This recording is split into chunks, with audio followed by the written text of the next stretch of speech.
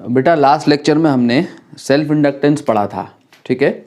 Self inductance क्या था उसको एक बार अगर मैं रिकॉल कराऊं तो सेल्फ इंडक्टेंस जो है वो क्या था बच्चों, it was the phenomenon of a coil, ठीक है। कॉइल का फिनोमिनन जिसमें कॉइल जो है वो क्या करती है, करंट में हुए चेंज का अपोज करती है, ठीक है। कि self inductance is the phenomenon of a coil by virtue of which the coil opposes, क्या opposes, any change in the strength of the current flowing through it. ये लास्ट लेक्चर में हम डिस्कस कर चुके हैं, ठीक है। तो ये हमारी कॉइल है, इसका काम जो है अगर इसके थ्रू ये कांस्टेंट करंट फ्लो कर रही है तो कांस्टेंट करंट को ये कोई अपोजिशन नहीं देती, ठीक है। किसको अपोजिशन देती है, चेंजिंग करंट को देती है। क्यों देती है, हम क्या पढ़ रहे हैं बच्चों, हम इलेक्ट्रोमैग्नेटिक इंडक्शन पढ़ रहे हैं। इलेक्ट्रोमैग्नेटिक इंडक्शन में हम क्या पढ़ रहे हैं कि जब भी किसी कंडक्टर या किसी सर्किट से एसोसिएटेड मैग्नेटिक फ्लक्स में चेंज होगा तो मैग्नेटिक फ्लक्स में चेंज होने की वजह से क्या होगा, उसमें करंट इंड्यूस हो जाएगी, ईएमएफ इंड्यूस हो जाएगा, ठीक है। जब इस कॉइल में करंट फ्लो कर रही है तो कॉइल में करंट के फ्लो करने की वजह से इसके अंदर मैग्नेटिक फील्ड, इसके अंदर जो है मैग्नेटिक फील्ड, इसका मैग्नेटिक फील्ड इसके साथ लिंक कर रहा होगा। अगर करंट चेंज करने लगे तो मैग्नेटिक फील्ड चेंज होने लगेगा। मैग्नेटिक फील्ड चेंज होने का मतलब कॉइल्स का जो खुद का फ्लक्स है जो इसके साथ लिंक कर रहा है वो चेंज करने लगेगा, ठीक है। और जब भी किसी कंडक्टर से फ्लक्स चेंज करेगा तो वो कंडक्टर क्या करेगा, वो सर्किट क्या करेगा, उस फ्लक्स में हुए चेंज का अपोज करेगा by inducing an EMF in itself, ठीक है। तो इसीलिए इस सेल्फ इंडक्टेंस को हमने क्या कहा था, इनर्शिया ऑफ इलेक्ट्रिसिटी भी कहते हैं। क्यों, क्योंकि ये इलेक्ट्रिसिटी में हुए चेंज का अपोज करता है। इलेक्ट्रिसिटी मींस करंट में हुए चेंज का अपोज करता है, ठीक है। तो सेल्फ इंडक्टेंस एक कॉइल का फिनोमिनन है, एक कॉइल का फिनोमिनन है जिसमें कॉइल खुद अपने थ्रू अपनी करंट का अपोज कर रही होती है। हम आज क्या पढ़ने जा रहे हैं बच्चों, हम आज के लेक्चर में पढ़ने जा रहे हैं म्यूचुअल इंडक्टेंस। म्यूचुअल इंडक्टेंस ये हमारा आज लास्ट लेक्चर है, इस चैप्टर का लास्ट लेक्चर है, ठीक है। इलेक्ट्रोमैग्नेटिक इंडक्शन में हमारा लास्ट लेक्चर है, इसके बाद हमारा ऑल्टरनेटिंग करंट एसी स्टार्ट हो जाएगा। म्यूचुअल इंडक्टेंस की अगर हम बात करें तो इस म्यूचुअल इंडक्टेंस को हमने लेंज लॉ में भी एक एग्जाम्पल में, जब हम इंड्यूस करंट की डायरेक्शन देख रहे थे, ठीक है, पिछले लेक्चर्स में, उसमें लेंज लॉ में मैंने इस म्यूचुअल इंडक्टेंस को वहाँ एक्सप्लेन किया है, ठीक है। एक बार इसको डिफाइन करें कि mutual inductance is the phenomenon of two coil, it is the phenomenon of, it is the phenomenon of two coils, ये दो कॉइल्स का फिनोमिनन है, by virtue of which, by virtue of which one coil opposes any change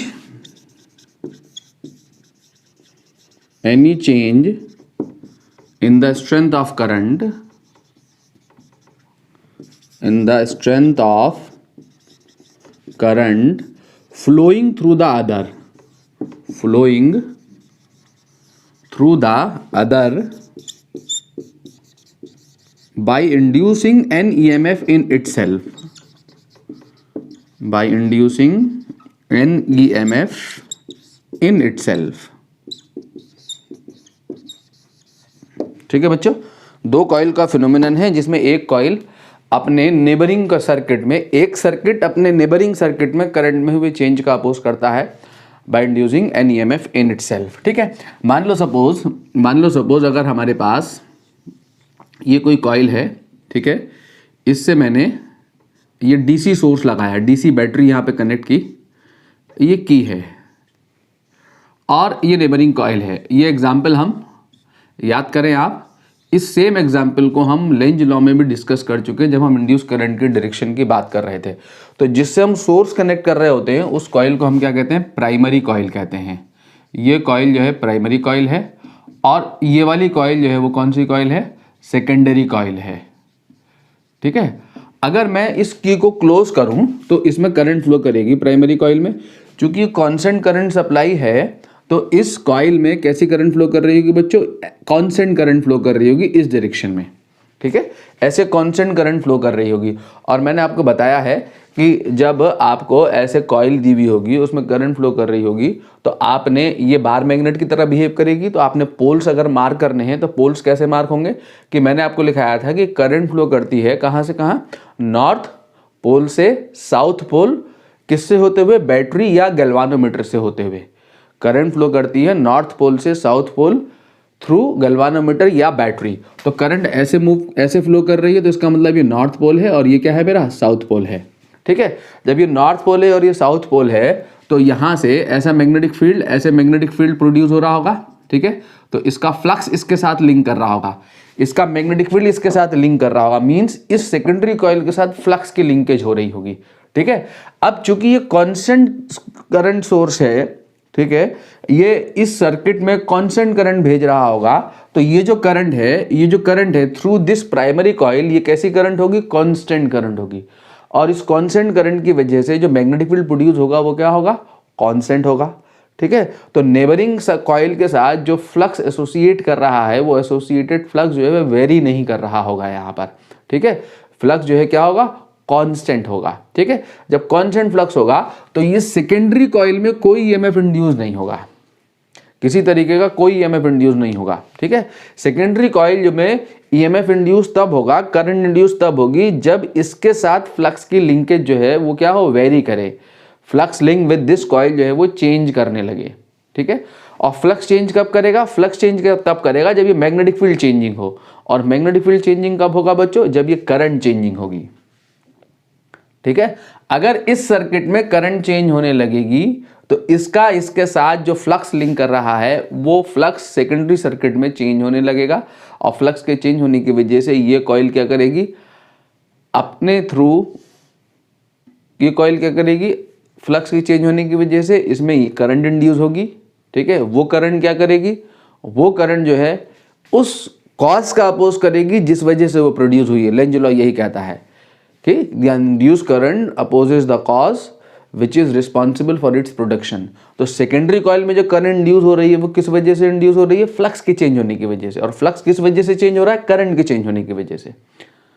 ठीक है, तो secondary coil जो होगी वो क्या करेगी, इस प्राइमरी कॉइल में करंट में हुए चेंज का अपोज करेगी। यही म्यूचुअल इंडक्टेंस है, लेकिन कब, जब ये करंट चेंज कर रही हो। अगर डीसी सप्लाई है तो इसमें करंट चेंजिंग नहीं होगी, कांस्टेंट करंट होगी। ठीक है, लेकिन अगर मैं यहां पर एक इंस्टेंट कंसीडर कर लूं t = 0, इसी इंस्टेंट पे मैंने इस सर्किट में करंट की डायरेक्शन दिखाई थी।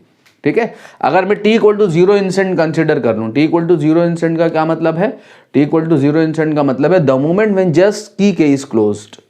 वो इंस्टेंट जिस इंस्टेंट पर हम इस की को क्लोज कर रहे हैं, ये की है, जिस इंस्टेंट पर हम इस की को क्लोज कर रहे हैं, तो जब हम की क्लोज होने से पहले इस सर्किट में करंट कितनी थी, 0, और the moment when just key K is close, circuit में करंट 0 से बढ़ेगी, आई, किस इंस्टेंट पे, t = 0 इंस्टेंट पे, उस इंस्टेंट पे जिस इंस्टेंट पे हमने की को टच किया। ठीक है, तो फ्लक्स जो होगा इससे 0 से फ्लक्स इंक्रीज करेगा only at the instant when की के इज क्लोज्ड। ठीक है, तो नेबरिंग कॉइल में जो हमारी सेकेंडरी कॉइल है, इससे लिंक्ड फ्लक्स में चेंज आएगा ओनली एट t = 0, फ्लक्स में चेंज आएगा ओनली एट t = 0। ठीक है, तो इस सर्किट में करंट फ्लो करेगी only at t = 0 the moment when just key K is closed.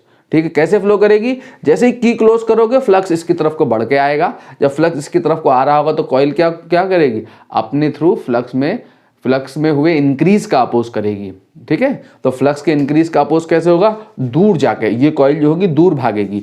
दूर भागने का मतलब ये कौन सा पोल होगा आपका, नॉर्थ पोल, ये कौन सा पोल होगा आपका, साउथ पोल। तो करंट कैसे फ्लो कर रही होगी, ऐसे फ्लो कर रही होगी। ठीक है, तो गैल्वानोमीटर की निडल में सडन डिफ्लेक्शन होगा, इंस्टेंट करंट फ्लो करेगी और इंस्टेंट करंट फ्लो करके 0 हो जाएगी वापस। ठीक है, क्योंकि फाइनली इसमें करंट जो होगी वो क्या हो जाएगी, कांस्टेंट। जब करंट कांस्टेंट हो जाएगी तो इसमें करंट, इंड्यूस करंट क्या हो जाएगी, 0। गैल्वानोमीटर की निडल में डिफ्लेक्शन क्या हो जाएगा, 0। नेक्स्ट टाइम करंट कब फ्लो करेगी, नेक्स्ट टाइम करंट फ्लो करेगी जब की को ओपन करेंगे। ठीक है, इस सर्किट में, प्राइमरी सर्किट में करंट में चेंज आएगा एट द इंस्टेंट व्हेन की K is closed, and at the instant when की इज ओपन, जब की ओपन करोगे, स्विच ऑफ करोगे तो करंट I से घट के 0 होगी। तो करंट में चेंज आएगा the moment when this switch is of, या की इज ओपन, या की इज क्लोज्ड। ठीक है, अगर मैं इसमें डीसी सोर्स की जगह एसी सोर्स लगा दूं, यहां पे डीसी सोर्स की जगह एसी सोर्स लगा दूं तो क्या होगा, एसी सोर्स इसमें कंटिन्यूअस चेंजिंग करंट भेजेगा, और जब कंटिन्यूअस चेंजिंग करंट की वजह से सेकेंडरी कॉइल से एसोसिएटेड मैग्नेटिक फ्लक्स लगातार चेंज करेगा, और लगातार फ्लक्स में चेंज की वजह से इसमें लगातार करंट इंड्यूस होती रहेगी। ठीक है, तो ये म्यूचुअल इंडक्टेंस फिनोमेनन है, जिसमें एक कॉइल दूसरी कॉइल में करंट में हुए चेंज का अपोज करती है by inducing an EMF in itself. ठीक है, किस पे काम करता है ये काम करता है एसी पे। अगर मैं यहाँ एसी सोर्स लगा दूंगा तो सेकेंडरी कॉइल में कंटिन्यूअस करंट इंड्यूस होती चली जाएगी। एसी पे काम करता है, जो कि ट्रांसफार्मर का प्रिंसिपल है। ठीक है, जिसको हम इसके बाद पढ़ने जा रहे हैं, ट्रांसफार्मर को। पहले ये प्रिंसिपल पढ़ेंगे, फिर ट्रांसफार्मर पढ़ेंगे। ठीक है बच्चों, तो हमने यहाँ पर मान लो लेट जो है I1 is current in primary coil, I1 है current in primary coil, I2 है करंट इन सेकेंडरी कॉइल, N1 है total turns in primary,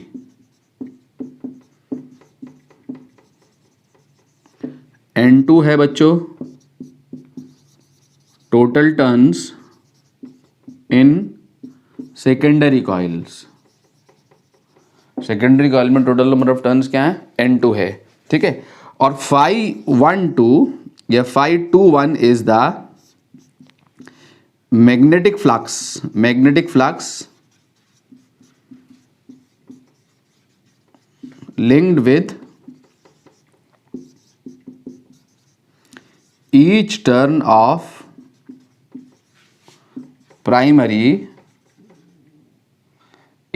of secondary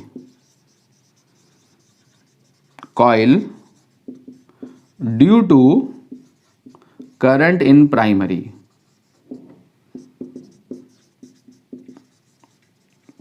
coil या ड्यू टू प्राइमरी कॉइल। तो phi21 जो है सेकेंडरी कॉइल के एक टर्न के साथ फ्लक्स की लिंकेज है due to current in primary coil. ठीक है, प्राइमरी कॉइल के करंट की वजह से सेकेंडरी कॉइल के साथ जो फ्लक्स लिंक कर रहा है एक टर्न के साथ, वो कितना है, phi21 है। क्लियर है बच्चों? तो टोटल मैग्नेटिक फ्लक्स लिंक करेगा सेकेंडरी के साथ, टोटल मैग्नेटिक फ्लक्स की जो लिंकेज होगी विद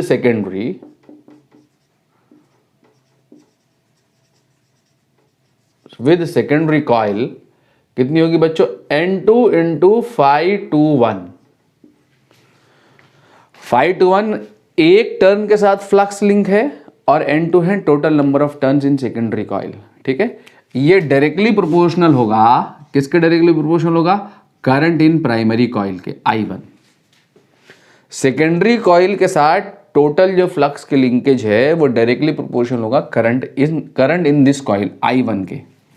ठीक है, यहाँ पे प्रोपोर्शनैलिटी कांस्टेंट हम लेके आएंगे, तो प्रोपोर्शनैलिटी कांस्टेंट यहाँ पे कहलाता है M21I1। ठीक है, M21I1, जहाँ M21 क्या है बच्चों, M21 जो है ये कांस्टेंट ऑफ प्रोपोर्शनैलिटी है, जो कि mutual inductance of coil 2 due to coil 1, mutual inductance of coil 2, ठीक है, ऑफर्ड टू कॉइल 1। ठीक है, mutual inductance of coil 2 due to coil 1। ठीक है बच्चों, ये M21 है।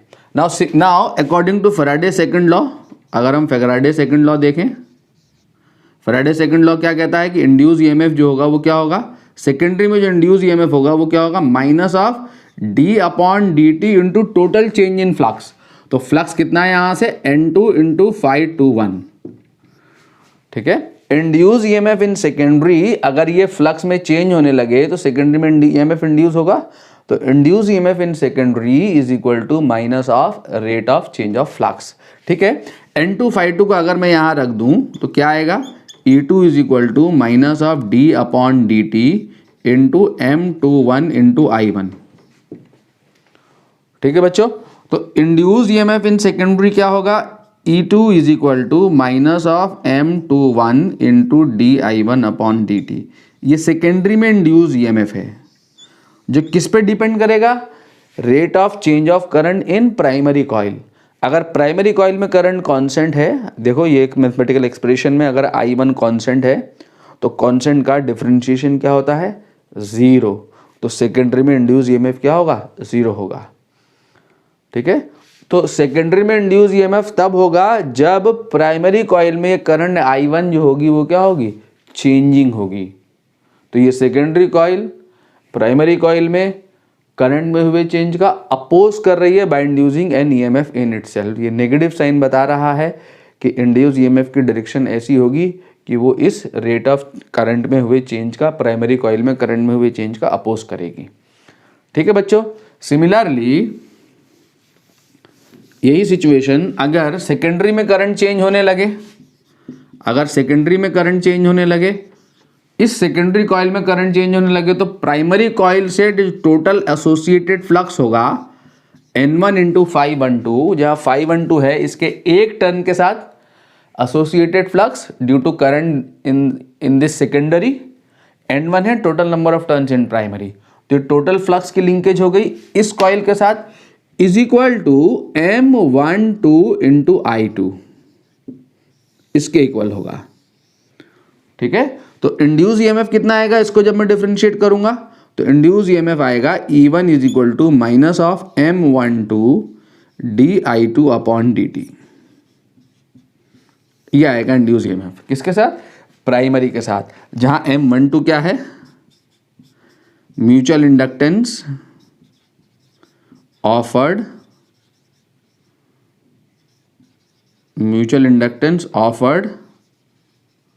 Bye coil 1 to coil 2। ठीक है, म्यूचुअल यहां पे क्या है, mutual inductance offered by coil 2 to coil 1। ठीक है, now M21 is equal to, since M21 is equal to M12 is equal to M, this is called reciprocity theorem.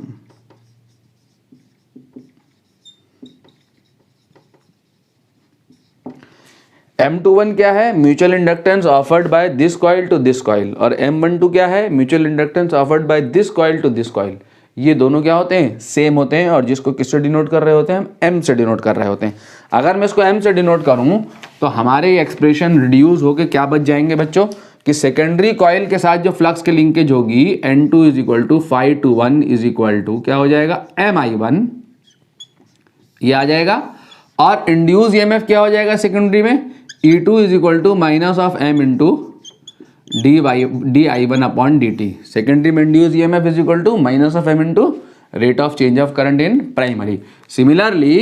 Similarly N1 into 512 is equal to क्या हो जाएगा, M into I2, total flux link with primary is equal to M into I2। M is the mutual inductance of both the coil and I2 is the current in secondary. ठीक है, और ये किसके साथ flux linkage है, primary के साथ flux की लिंकेज है। और इंड्यूस ईएमएफ होगा बच्चों E1 is equal to minus of M into DI2 upon dt। ठीक है, तो ये आपका म्यूचुअल इंडक्टेंस था। आगे बढ़े यहां से, now mutual inductance of two long solenoid.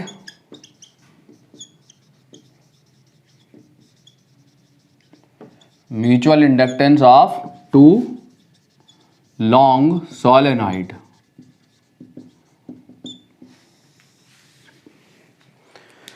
Solenoid का, दो लॉन्ग सोलेनॉइड का हमने म्यूचुअल इंडक्टेंस देखना है।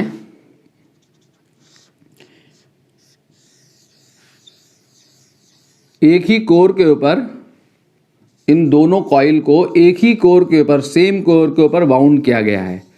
ठीक है, ये हमारी प्राइमरी कॉइल है, मान लेते हैं ये कॉइल हमारी प्राइमरी कॉइल है, इसमें करंट फ्लो कर रही है I1। ठीक है, ये प्राइमरी है और ये वाली कॉइल जो है वो सेकेंडरी कॉइल है। ठीक है बच्चों, let I1 is the current in primary coil और N1 is the total number of turns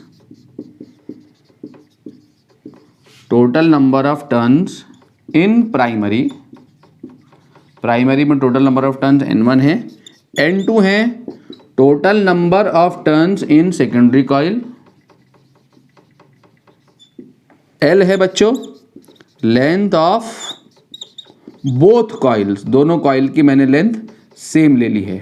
ठीक है, दोनों कॉइल्स की यहाँ पे लेंथ क्या है, सेम है।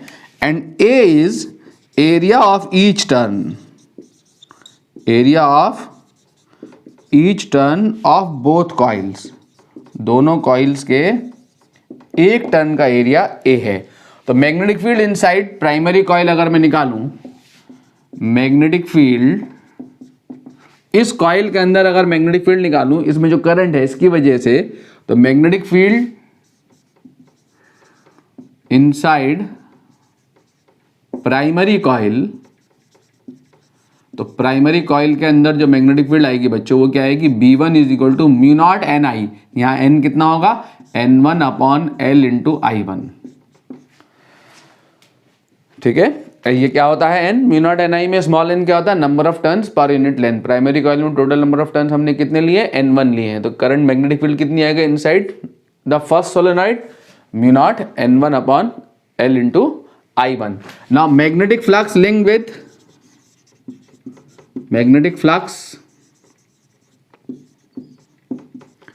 विथ सेकेंडरी कॉइल, तो सेकेंडरी कॉइल के साथ फ्लक्स की जो लिंकेज है वो कितनी है, एक टर्न के साथ फ्लक्स की लिंकेज क्या है, सेकेंडरी कॉइल के साथ फ्लक्स लिंक निकाल रहा हूं due to current in primary, एक टर्न के साथ फ्लक्स की लिंकेज होगी B1 into A into cos 0, ऐसा आएगा बच्चों मैग्नेटिक फील्ड की डायरेक्शन ये होगी। तो एरिया वेक्टर और सेकेंडरी कॉइल के एरिया वेक्टर और मैग्नेटिक फील्ड के बीच का एंगल जो होगा वो क्या होगा, 0 डिग्री। ठीक है, और ये एरिया कितना है लूप का, एक लूप का एरिया A है, ये हमने A अज्यूम किया हुआ, तो फ्लक्स की लिंकेज जो होगी B1 A into cos 0 degree, एक टर्न के साथ फ्लक्स की लिंकेज है। टोटल नंबर ऑफ टर्न्स कितने हैं सेकेंडरी कॉइल में, N2, तो टोटल फ्लक्स लिंक आ जाएगा N2 into Φ21 is equal to N2 into B1A। तो B1 को उठा के यहां से यहां रखेंगे, N2 into Φ21 is equal to mu naught N1 upon L into I1। ठीक है, ये टोटल फ्लक्स की लिंकेज है। तो ये आपका आएगा N2 into Φ21 is equal to mu naught N1 N2 A भी आएगा यहाँ, म्यू नॉट N1 इंटू ये A, ठीक है, mu naught N1 into N2 A by L into I1।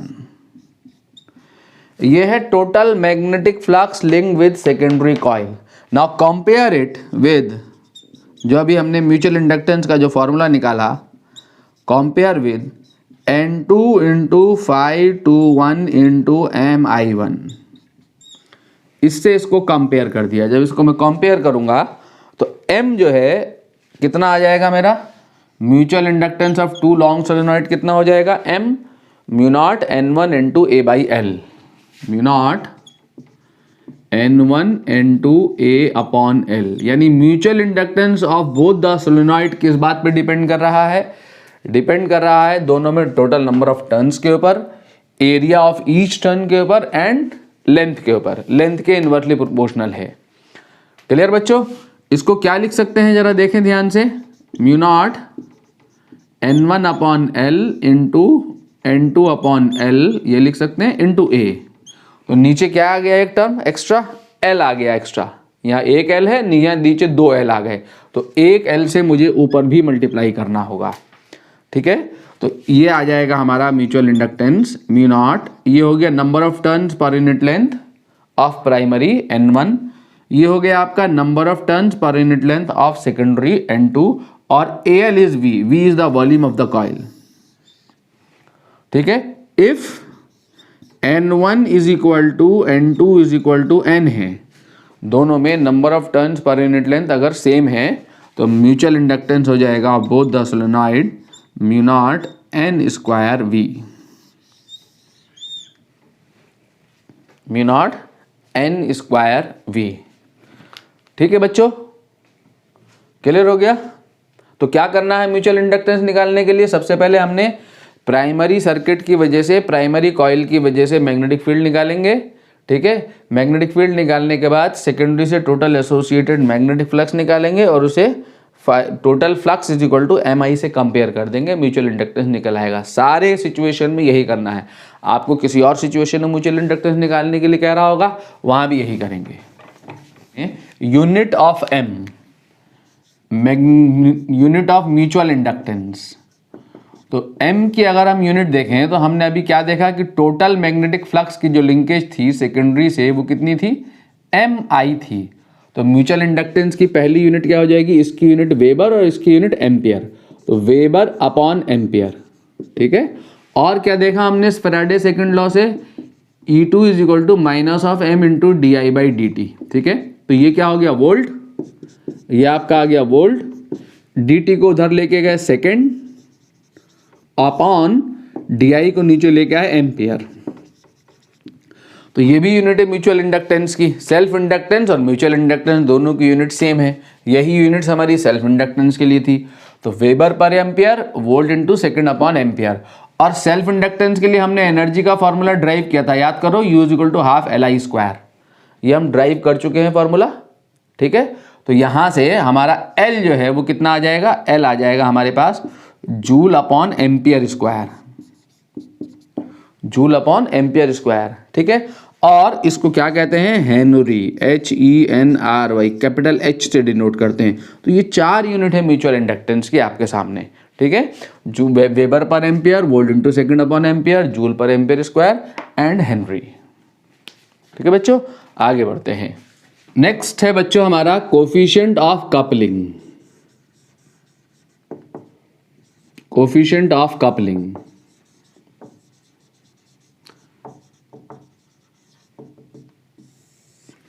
तो हम क्या पढ़ रहे हैं बच्चों, हम पढ़ रहे हैं म्यूचुअल इंडक्टेंस।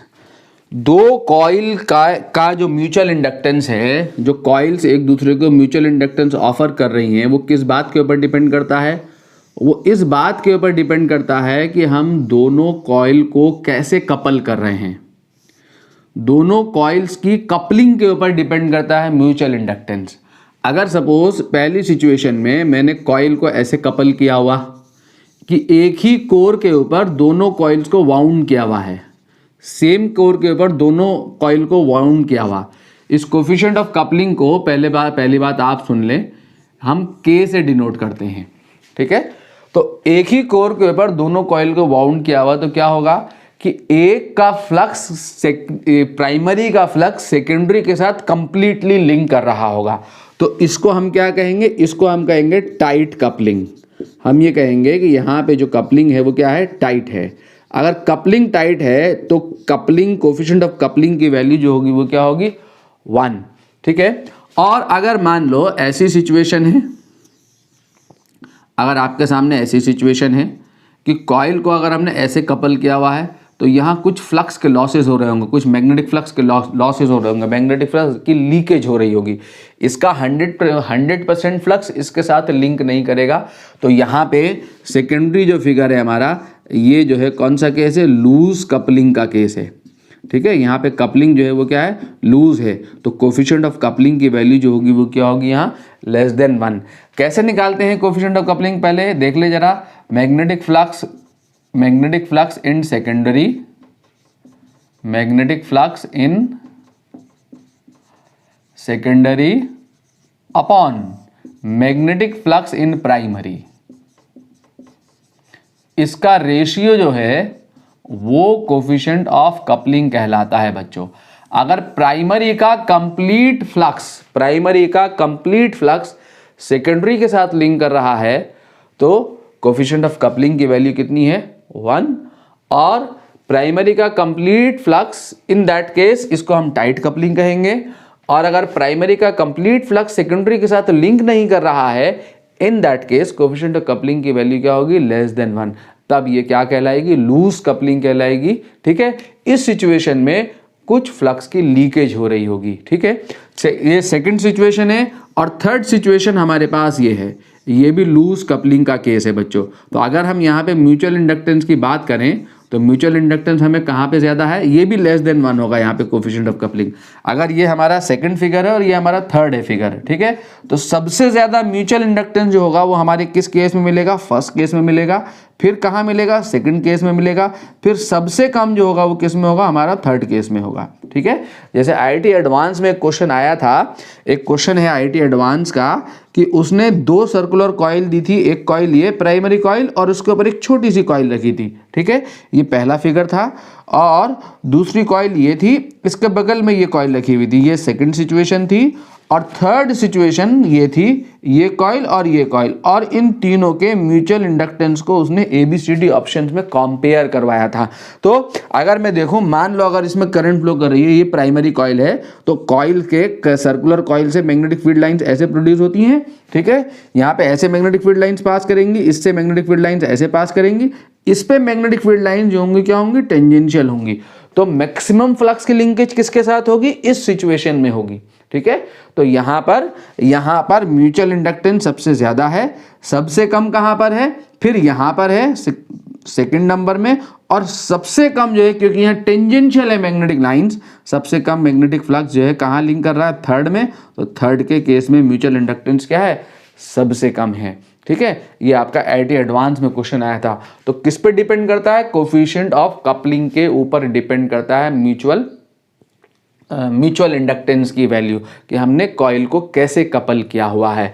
अगर ये कॉइल्स हैं दो, कोई दो कॉइल, इन दो कॉइल्स में इनका सेल्फ इंडक्टेंस, दोनों का म्यूचुअल इंडक्टेंस m है, दोनों कॉइल का म्यूचुअल इंडक्टेंस m है, और इनके सेल्फ इंडक्टेंस की वैल्यू L1 एंड L2 है। कॉइल में सेल्फ इंडक्टेंस भी तो होगा।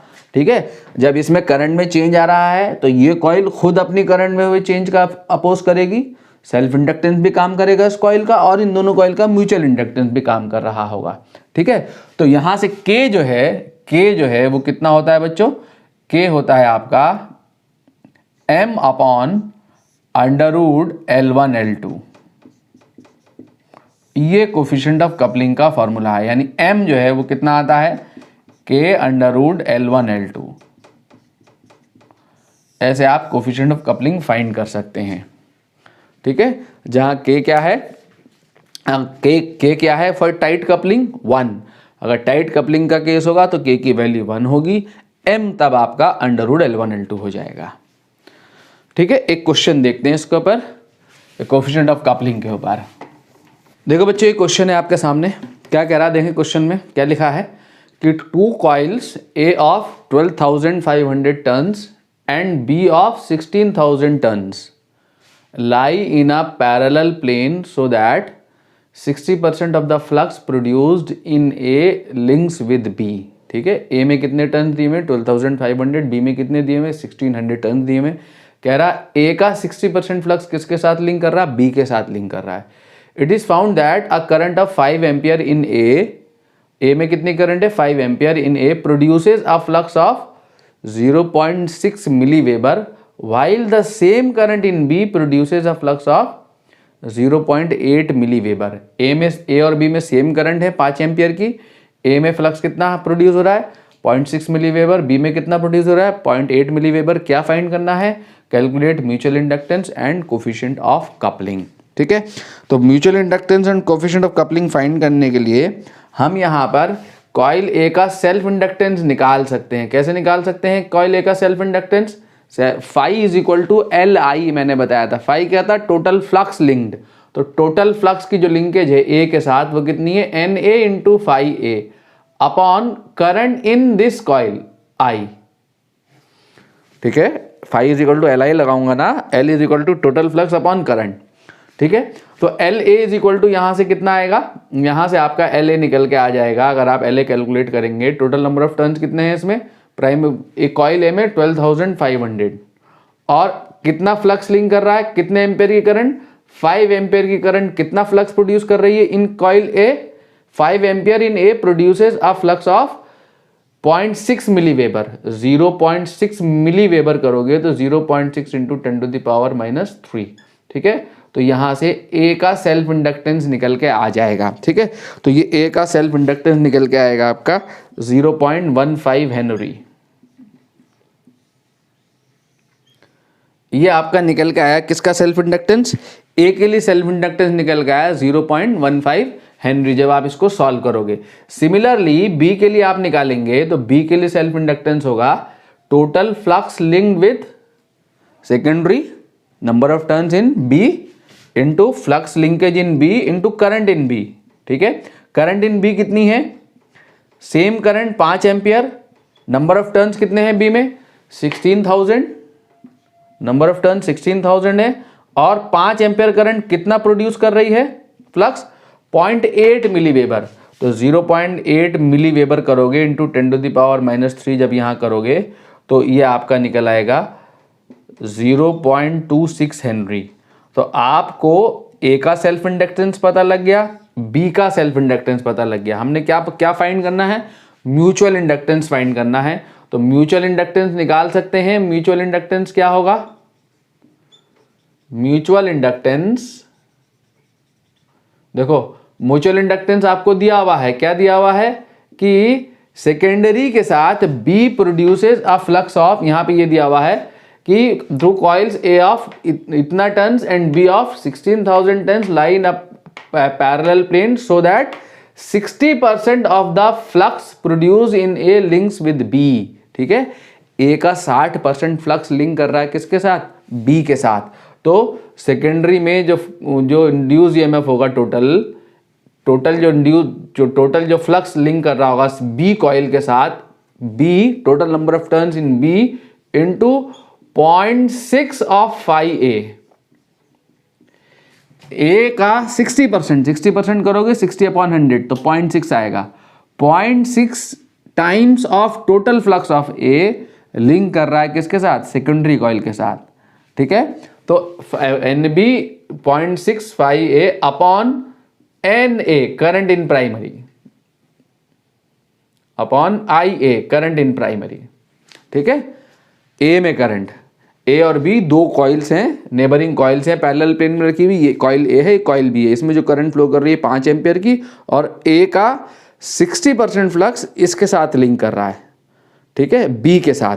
बी में total number of turns N B दिए हुए हैं, तो 0.6 टाइम्स ऑफ फाई ए, ठीक। तो म्यूचुअल इंडक्टेंस यहां से निकल के आएगा कितना, 16,000 इंटू 0.6, और फाई ए कितना था बच्चों, फाई ए था 0.6 into 10⁻⁻3 upon current in primary which is 5 ampere.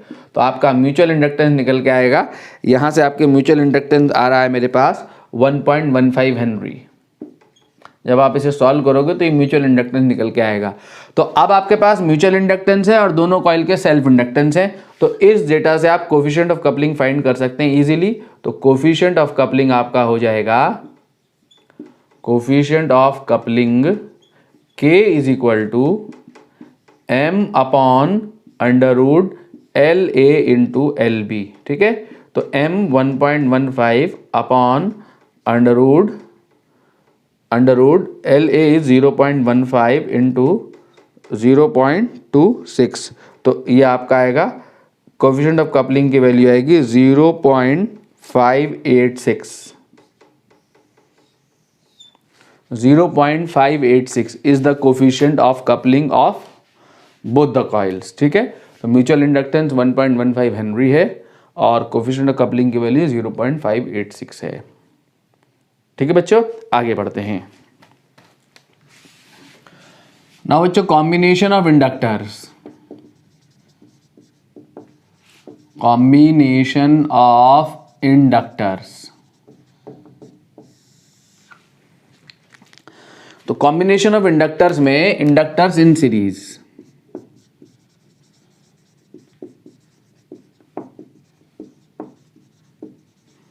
अगर सपोज हमारे पास ये दो इंडक्टर्स हैं,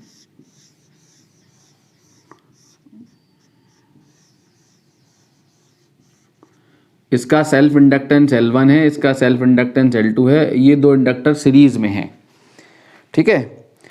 तो इसमें इनमें करंट फ्लो कर रही है I और करंट चेंज कर रही है विद द रेट di/dt। तो इसमें इसमें इंड्यूस ईएमएफ है E1 और इसमें इंड्यूस ईएमएफ है कितना E2। ठीक है बच्चों, इसका इक्विवेलेंट सेल्फ इंडक्टेंस निकालना है। मान लो इन दोनों कॉइल को हटा के एक ऐसी सिंगल कॉइल रिप्लेस करूं। इक्विवेलेंट का मतलब ये हुआ कि जिसमें सेम करंट फ्लो करे और सेम करंट फ्लो करने पे total rate of change of current यही हो, same rate of change of current हो, तो इसमें कंबाइन इंड्यूस ईएमएफ उतना ही हो जितना इन दोनों में मिलके हो रहा है। ठीक है, इन दोनों में टोटल इंड्यूस ईएमएफ कितना है E1 प्लस E2। ठीक, तो इन दोनों की जगह एक सिंगल कॉइल लगा दूं। ठीक, और उस सिंगल कॉइल में जो इंड्यूस ईएमएफ है same current same rate of change of current के लिए जो इंड्यूस ईएमएफ है वो किसके बराबर हो, दोनों में जो इंड्यूस ईएमएफ के सम के बराबर। तो ये जो होगा L इन दोनों का इक्विवेलेंट इंडक्टेंस कहलाएगा। ठीक है, इक्विवेलेंट इंडक्टेंस कहलाएगा। तो E is equal to E1 plus E2 और E क्या होगा यहाँ पे माइनस ऑफ L, इस केस में माइनस ऑफ L di/dt।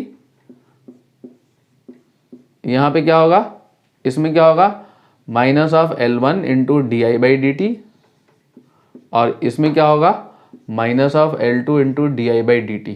ठीक है, तो L इज इक्वल टू क्या आ जाएगा यहाँ से L1 प्लस L2। वही सीरीज रेजिस्टेंसेस की तरह अगर 3 कॉइल सीरीज में होंगी तो इक्विवेलेंट सेल्फ इंडक्टेंस जो होगा वो क्या होगा L1 plus L2 plus L3। Now coils in parallel, अगर 2 कॉइल पैरेलल में हैं, ऐसे हैं मान लो 2 कॉइल्स,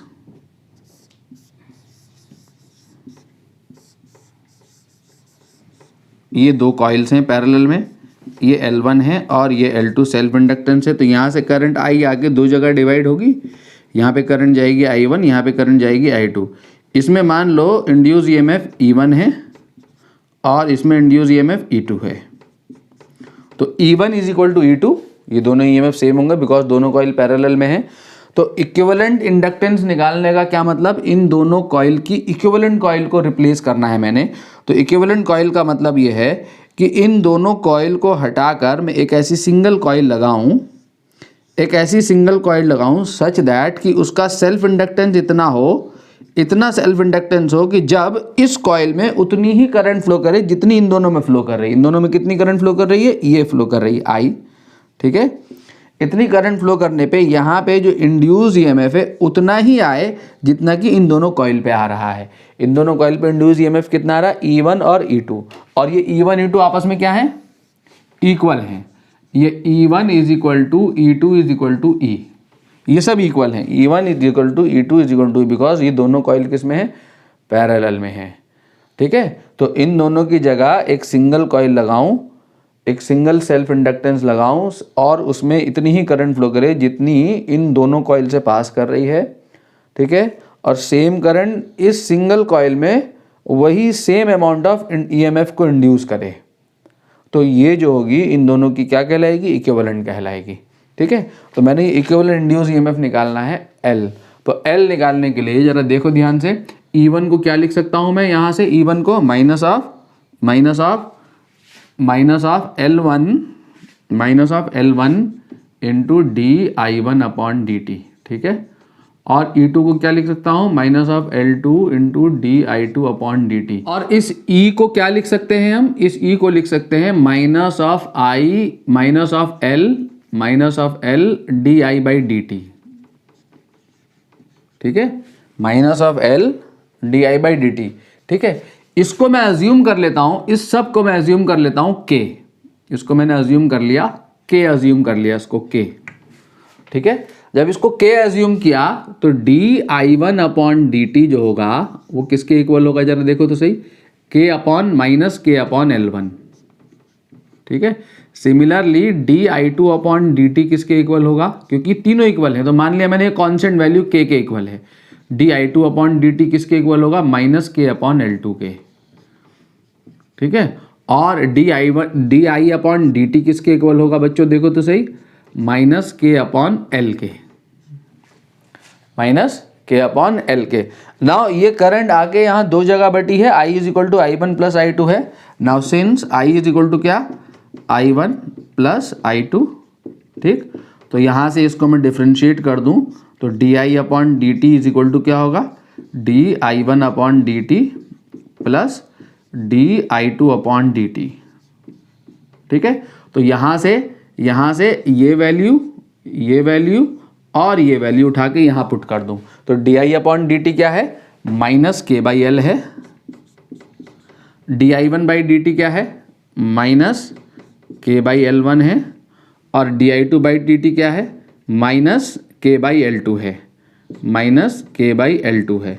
तो k कैंसिल हो गया, माइनस से मल्टीप्लाई कर दिया तो 1 upon L is equal to क्या आएगा, 1 upon L one plus 1 upon L two, अगर कॉइल पैरेलल में है तो, ठीक है। तो दो कॉइल पैरेलल में है तो इक्विवेलेंट सेल्फ इंडक्टेंस होगा 1 upon L is equal to 1 upon L one plus 1 upon L two, ठीक है बच्चों। नाउ बच्चों total inductance,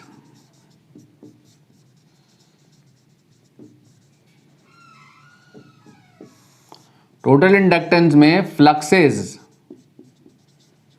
are in same direction. पहला केस है, दो कॉइल्स हैं, दोनों कॉइल में फ्लक्स सेम डायरेक्शन में है, हमें टोटल इंडक्टेंस फाइंड करना है। सेम डायरेक्शन से मतलब ये है कि कॉइल की कपलिंग ऐसे की गई है, ये फ्लक्स है, ये सिचुएशन है, ठीक है। तो जब यहाँ से करंट फ्लो करेगी आई तो ये ऐसे फ्लो करेगी ना, देखो दोनों कॉइल में करंट सेम डायरेक्शन में फ्लो कर रही है, तो ये नॉर्थ पोल, ये साउथ पोल, ये नॉर्थ पोल, ये साउथ पोल, तो फ्लक्स की डायरेक्शन जो है यहाँ पे क्या है, सेम है। फ्लक्स की डायरेक्शन यहाँ पे क्या है, सेम है। तो फ्लक्स दोनों कॉइल में सेम डायरेक्शन में है। जब फ्लक्स दोनों कॉइल में सेम डायरेक्शन में है तो इस कॉइल का सेल्फ इंडक्टेंस L1 है, इस कॉइल का सेल्फ इंडक्टेंस L2 है, और दोनों कॉइल का म्यूचुअल इंडक्टेंस जो है वो M है। दोनों कॉइल का म्यूचुअल इंडक्टेंस M है। तो जो इक्विवेलेंट जो टोटल इंडक्टेंस होगा यहाँ पे, जो टोटल इंडक्टेंस होगा अगर कॉइल में फ्लक्स सेम डायरेक्शन में L1 plus L2 plus 2M, ठीक है। और total energy stored in both the coils होगी U is equal to half L1 I1 square, इसमें करंट I1, इसका इंडक्टेंस, इसमें एनर्जी स्टोर्ड, इसमें energy stored due to self inductance L2 I2 square plus M I1 I2 and energy stored due to mutual inductance. अगर flux same direction में है तो total energy stored होगी यहाँ पर half L1 I1 square plus half L2 I2 square plus M I1 I2, ठीक है। और टोटल सेल्फ इंडक्टेंस होगा L1 plus L2 plus 2M। Fluxes are in opposite direction, fluxes are in opposite direction. अगर flux opposite direction में है, opposite direction में कब होगा, जब कॉइल में करंट जो होगी वो अपोजिट डायरेक्शन में फ्लो कर रही होगी, ठीक है। ऐसी सिचुएशन होगी बच्चों। सेम करंट भी जा सकती है, अलग अलग करंट भी जा सकती है। ऐसे करंट फ्लो कर रही होगी इन अपोजिट डायरेक्शन, ये करंट आई, ये ऐसे, ठीक है। तो यहाँ पे फ्लक्स की डायरेक्शन अगर ऐसी है तो यहाँ पे फ्लक्स की डायरेक्शन ऐसी होगी, ठीक है। ये नॉर्थ पोल होगा, ये साउथ पोल होगा, यहाँ पे ये नॉर्थ पोल होगा, ये साउथ पोल होगा। और मैग्नेटिक फील्ड जो होगी अंदर कहाँ होती है, साउथ पोल से नॉर्थ पोल की तरफ को। तो यहाँ पे अगर ये सेल्फ इंडक्टेंस L1 है, म्यूचुअल इंडक्टेंस M है, सेल्फ इंडक्टेंस L2 है, म्यूचुअल इंडक्टेंस M है, तो टोटल सेल्फ इंडक्टेंस होगा यहाँ बोथ द कॉइल, टोटल का self inductance L1 plus L2 minus 2M। और एनर्जी स्टोर्ड होगी U is equal to half L1 I1 square plus half L2 I2 square minus M I1 I2, ठीक है। तो बच्चों ये हमारा चैप्टर था म्यूचुअल इलेक्ट्रोमैग्नेटिक इंडक्शन, जो कि ख़त्म हो चुका है। अगले लेक्चर में हम स्टार्ट करेंगे AC, ठीक है। ओके देन, अच्छे से पढ़िए, अगले लेक्चर में मिलते हैं। न्यूमेरिकल लगाइए, जो नहीं बन रहा है वो हमसे पूछिए।